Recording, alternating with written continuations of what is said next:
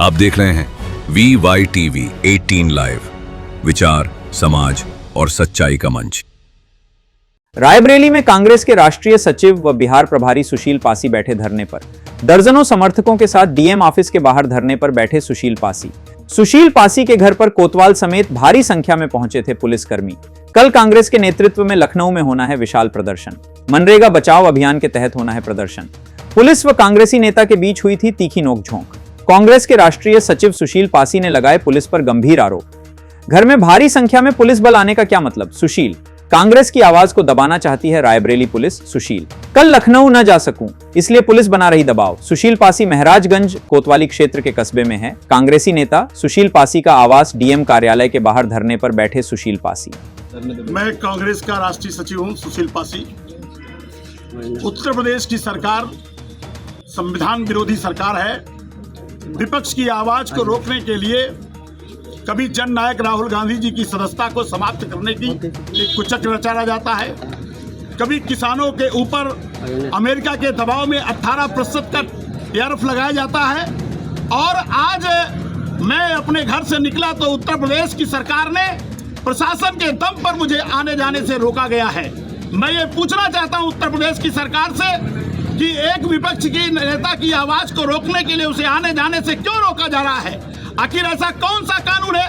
क्या उत्तर प्रदेश में कानून का राज नहीं है?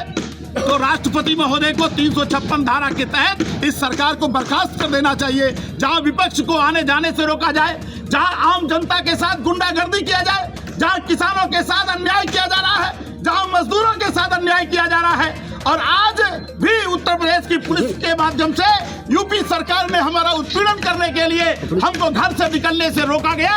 और मैं किसी तरीके से जिलाधिकारी महोदय के पास आया हूं, न्याय मांगने के लिए आया हूं कि राष्ट्रपति महोदय के माध्यम से अगर मुझे न्याय नहीं मिलेगा तो रायबरेली की सड़कों पर हम आंदोलन करने के लिए मजबूर होंगे।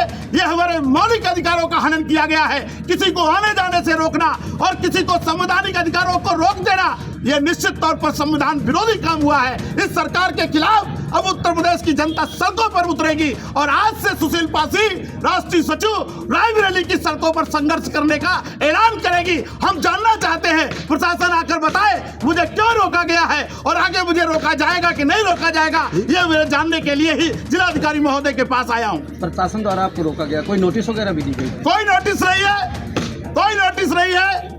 मैं दैनिक